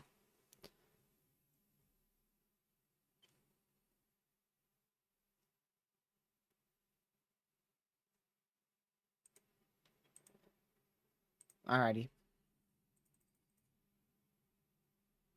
Alright, see you later, girl dad. Thank you for tuning in. We're nearly wrapped up on our discussion here. I mean, we're really just chilling now. Typically, after about an hour, we start to tone down on the discussing of the storms here. Unless there's like a lot more to discuss, which right now there's not. Man, HRRR goes crazy for the cloud cover. Look at that. Look at that, cat man. Talk about cloud cover. My word. The NAMness doesn't have cloud cover. And it doesn't convect storms out there in Oklahoma. The 12Z did have a little storm starting to fire, but that's as far out as we can go. And then the 18Z got rid of that little blimp there. I'm gonna pull a. Can I pull a rap sounding here? So holy. What in the name of Almighty is that? I want to pull one like right here. All right, let's see. See what sounding we get here. It's either gonna be trash or okay. Hold on, does this have cloud cover? Does not have cloud cover, but yeah. I would like to say that cloud cover would most likely not be an issue here. And see, now that's not too much dry air, so that shouldn't affect storms too much. I believe. I don't think that would affect them too much. And plus we're in the plains, so that minimal of dry air shouldn't do a whole lot. So that's pretty good. That is pretty good. Oh, I'll tell you what's not good. I'll tell you what's not good. That temperature dew point spread. That is at 14 degrees, which should be in more favored of more elevated thunderstorms. But if you are probably most likely leaning towards more surface-based would be a possibility as well. Not the best veering I've seen, I can tell you that. By any means, not the best veering. And that is very much favorable with how sharp your photograph points down. It's just, donk. So definitely not the best wind profile I have seen by any means. That is very much present in the lower levels as well. So something's having an issue here in the lower levels, and I'm betting it's probably that lower level jet. I mean, it's not overly terrible. You've got a jet stream about 35-ish. Okay, never mind, about 40, 45. But something going wrong here. I can tell you this, those wind barbs are going to favor more of a discrete motion if storms do fire. And then you can see this is going to favor linear. So if storms fire here, anywhere along here, really more focused out towards Oklahoma. Specifically right in here. I need a different color. Yellow, I guess. Right there. They could favor discrete. But this would be probably linear. This would be either linear or messy. One or the other. Linear or messy. Probably not discrete. Yeah, that would not be, that doesn't look like it would be strong convection there at all. How capped is that? If it's more than -40, then most likely not much is going to happen. It's right at -40. What the heck? What's Kentucky doing? What is Illinois, Kentucky doing? I caught that in the corner of my eye. Okay, wind profile in the lower levels automatically garbage, but let's see. Yeah. What in the world? Wind profile is trash. Very trash. At first, it's like, oh my goodness, there's so much veering. It goes backwards. Yeah, there's like no veering. You see how there's like one barb on that? That means there's veering, but it's not strong whatsoever. Like it is not even present. You don't even have decent winds until you get towards like the upper levels. All this is really trash except for like with the exception of that one barb there. Everything here is trash. All this is trash. Except for, like I said, maybe that one barb. Now that's some decent drier air aloft. That would definitely favor probably more of a hail threat, to be honest.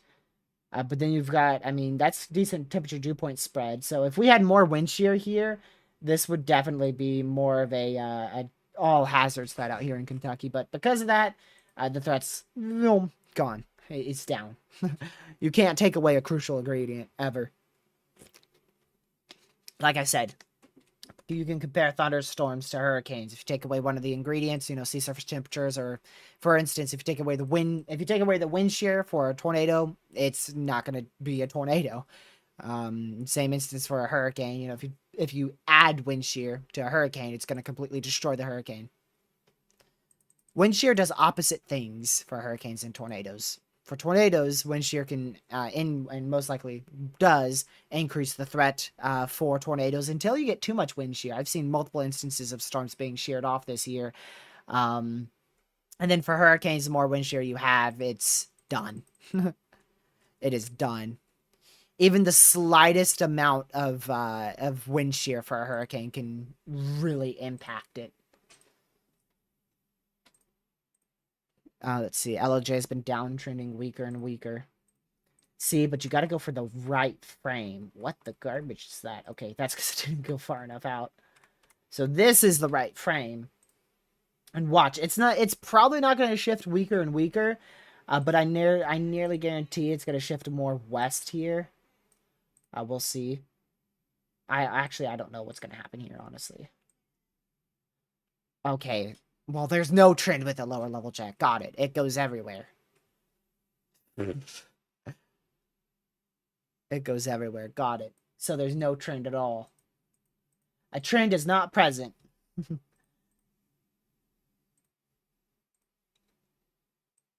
Man, that is a clear as day trough ejection right there.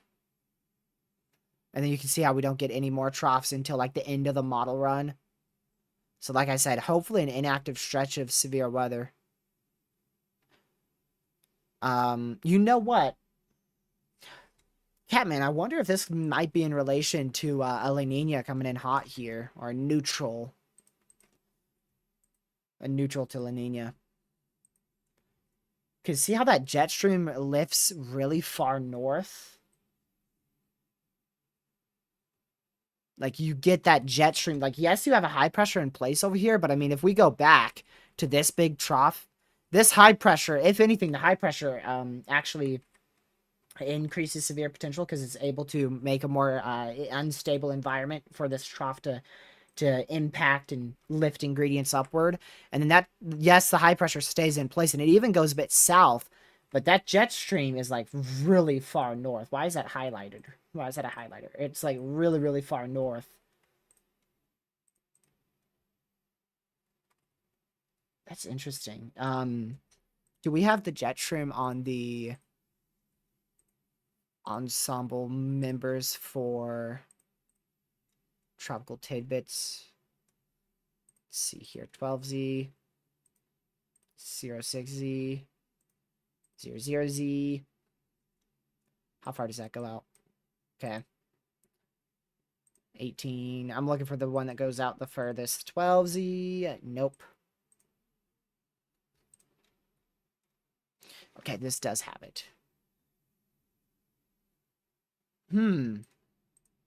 Does it have wind profiles? Because that's what I want. Okay, so there's one trough. Wow. Yeah. I mean, it pushes it really far north. It looks like that jet stream is going to be very far north for a while. So we may be in quite an inactive pattern, actually. Oh my goodness. This can't be right. There's no way we stay in an inactive pattern till freaking mid-May.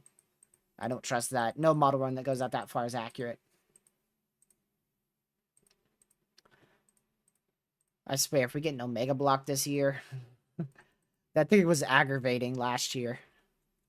I mean, I loved it because it was inactive, but then again, it's like, man, there's nothing to track. I'm bored.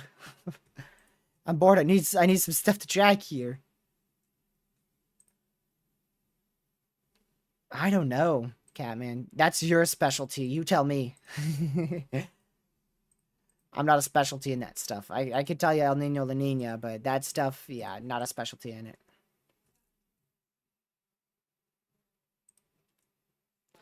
And then it shows hurricane season. Did you see that? Did you see that, Catman? Let me show you. Hold on. Now, please don't take this seriously whatsoever. I'm doing this just so I can show Catman. Because it's crazy.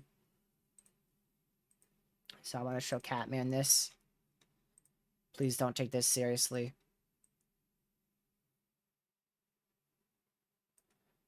Let me go over here.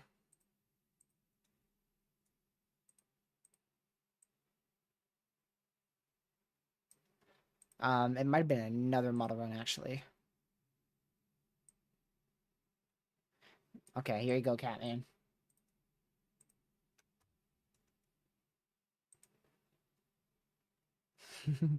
Here you go.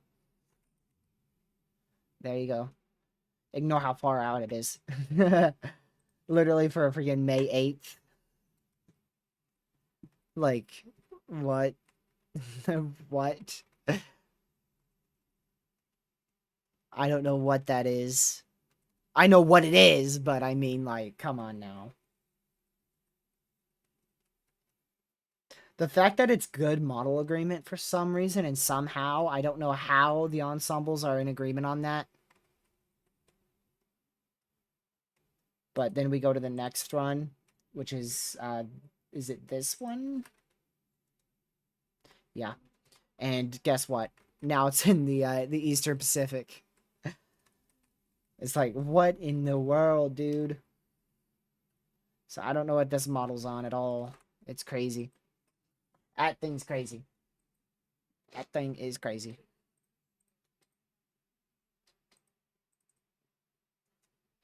Alrighty.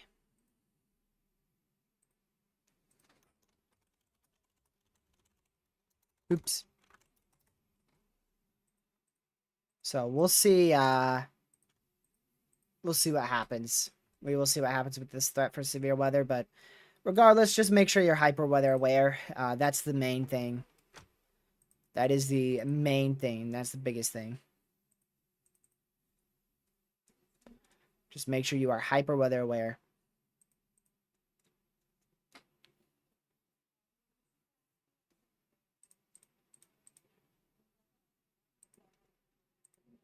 Give me just a moment.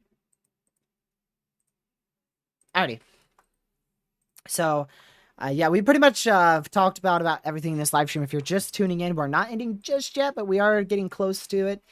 Just make sure that y'all hit that like button, share the stream with your family, friends, social media, as well as hit that subscribe button if you're new to the channel. We are closing in rapidly to 5,000 subscribers here on the channel. Thank you for all the support lately. And, yeah, you can go watch my video that I uploaded yesterday. Everything's really the same from that. There's really no big changes. And, or you could just rewatch the live stream as well. Rewatch like the first 30 minutes or hour of the live stream. We talked consistently for about an hour to an hour, 20 minutes about the severe weather potential. So, yeah. Let's see here.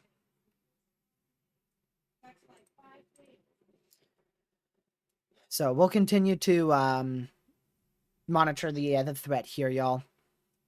We'll see what happens, but there's a lot of stuff that's gonna change. It's just a matter of how much. So we'll see. We'll see how much changes. Let me check this real quick. All right. Twitter's gonna drive me insane. Man. Haley, that's difficult to say. I'm not gonna comment on that one. You'll most likely end up in some watch, but what watch? I don't know. Yes, Drew. Like I said, I'm not planning on stopping daily live streams at all. Tomorrow may be a shorter stream. We'll see if I stream from 6 to 9 o'clock Eastern time tomorrow, PM. Of course, we'll just see. It's gonna depend off how that severe weather unplays or unfolds. What the heck, unplays? My word. So we'll just see about tomorrow, but it is an enhanced risk for severe weather. I just don't see the utmost highest potential with it. So it just depends on what happens. Yes. We may be live even sooner than that. It depends on when storms fire. Looking at starting stream anywhere between 4 and 6 o'clock. And then from then on out, it would be about a 3-hour, maybe a little bit less of a live stream than that. All right, y'all, give me just a moment. I will be right back, and then we'll come back here and go over everything again. So, yeah, I'll be right back. Give me just 1 minute.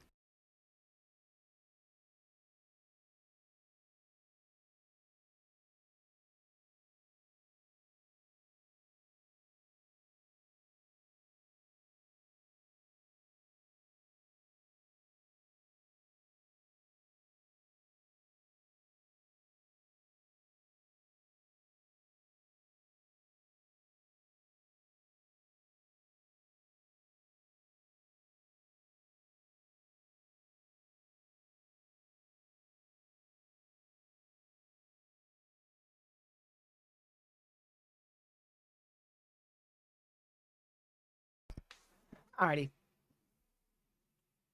Let's go ahead and look at the risks again. So, yeah, let's go ahead and go over all of our risks for severe weather over the next 4 days here. We don't have a fifth one yet, but I wouldn't be shocked if we see one get added for Wednesday. So today, again, we've got that marginal risk for severe weather, 2% tornado risk, 5% wind, and 5% hail risk. All hazards, but it is low end. Tomorrow, we'll be covering an enhanced risk for severe weather out here around the time of about 5-6 p.m. Eastern Standard Time, or Eastern Daylight Time. I don't know, whichever one it is.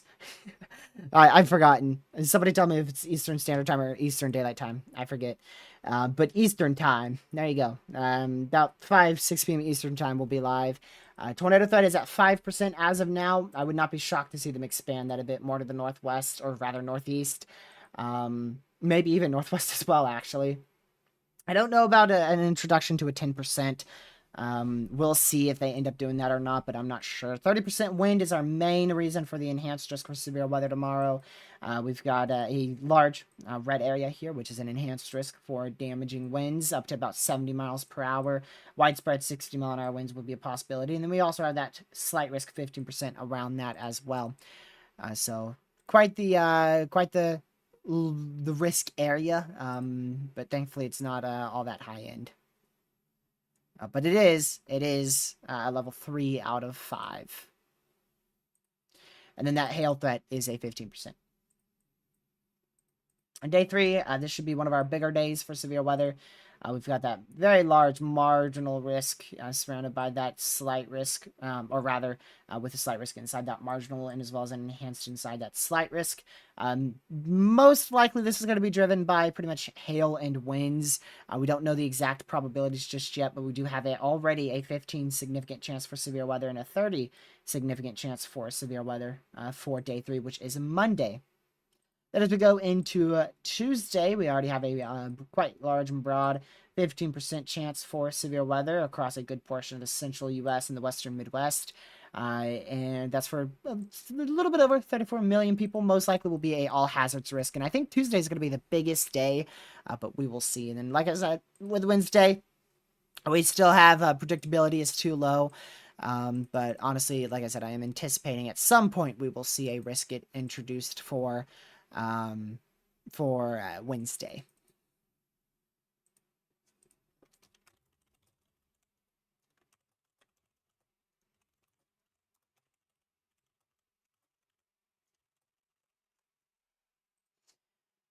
So we'll continue to monitor these outlooks and the threat for severe weather.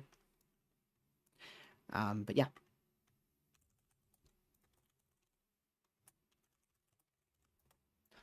All right. So that's all your risks for severe weather there. 4 days so far. I think we'll get a 5th one soon. And we'll see we'll see what that looks like. We'll see what that looks like. Let's see here. Mute this real quick. So yeah, that is about it, y'all. We're going to start ending here shortly. But like I said, if you could just real quick hit that like button. We'll see if we could hit 75 likes. Our like goal today was 50. So we definitely crushed that like goal. We're at 74 right now. And subscribe to the channel if you are new. Like I said, we're closing in quickly to 5K. Maybe we'll hit it by the end of the month. It's a possibility. So yeah, thank you so much for tuning in. Like I said, we're going to conclude the stream here shortly. And we'll see about a stream later on tonight. I'm 50-50 on it. I'm 50-50 on it. Like I said, just make sure that you're subscribed to the channel with the notification bell set to all. That way you know when I am live or when I go live next.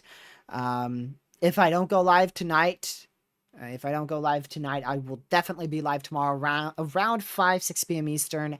And if I do go live tonight, it will be before 10 o'clock Eastern. So if I'm not live at 10 o'clock, at or before 10 o'clock Eastern, then that means I will not be going live for the rest of the day. So yeah, that is going to be about it. That is it. We talked about everything. I'm going to just briefly mention this just to show y'all again, in case you haven't looked at my community post. Here's how rapidly we're going into a neutral phase. You can see how we've been kind of close, and then we go back up, and then close, back up, close to decreasing. Really, really good decrease, back up, decent decrease, back up, rapid decrease. So I think we are going to get to a neutral phase. I think we'll be in a neutral phase for the next 3-month cycle here, which begins, I think, on March. Let's see. So, yeah. April. January, February, March. March is already over. April, May, June. So, yeah, I think we'll be in a neutral phase. Honestly, we may be in a La Nina at June. We might be. I think we'll be in a La Nina by June, really. we're going to be close to it. It's either going to be a neutral or a La Nina. I'm leaning towards more of a neutral, though. Either way, I'd be shocked if we'd be in if we are still in a El Nino by around June, then I'd be surprised.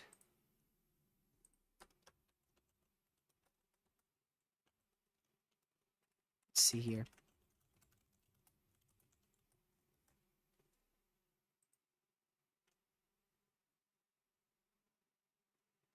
Oh, yeah. The next one is May. I thought they started at June. So May is May when they'll do it next? The next month?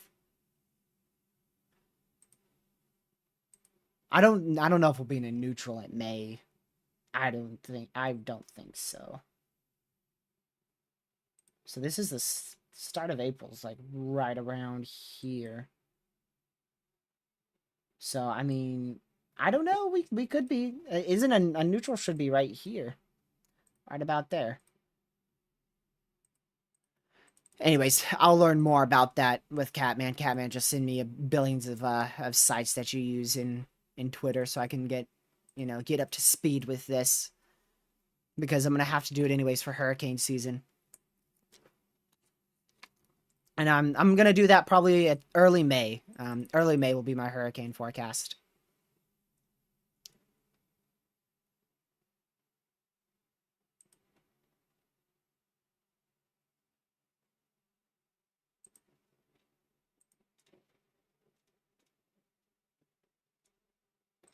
Alrighty.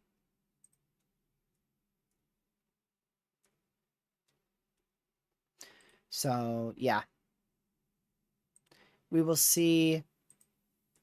We'll see what unfolds here, but we're gonna wrap up our stream here. Just give me one more minute to check this. All right, there we go. Go ahead and close this out. So just in case here, I'm going to check Twitter one more time, just in case we're getting anything. And that is going to conclude today's stream. Thank you guys so much for watching. I hope you guys had a fantastic day. And I hope you continue to have a fantastic rest of your day if it's still day. And if not, have a great rest of your night. And stay safe out there. I will see you guys definitely in tomorrow's live stream. I'll definitely be streaming tomorrow.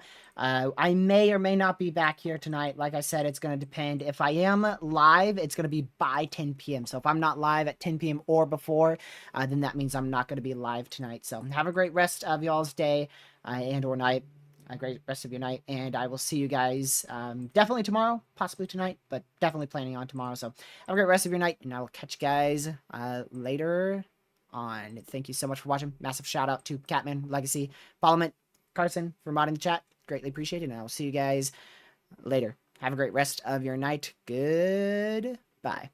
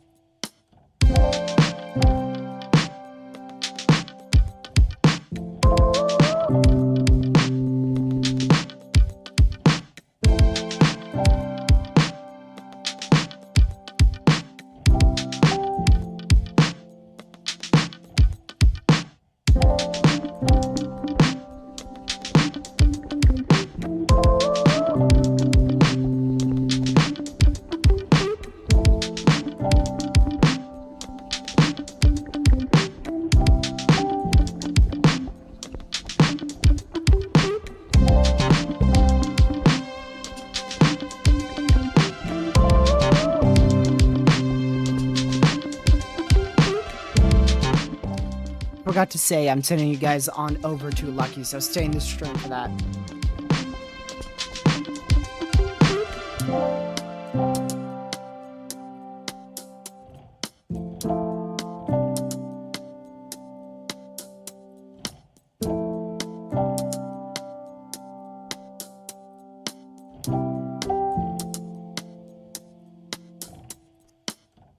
Have a great rest of y'all's night, and I will catch you guys in tomorrow's live stream. Goodbye.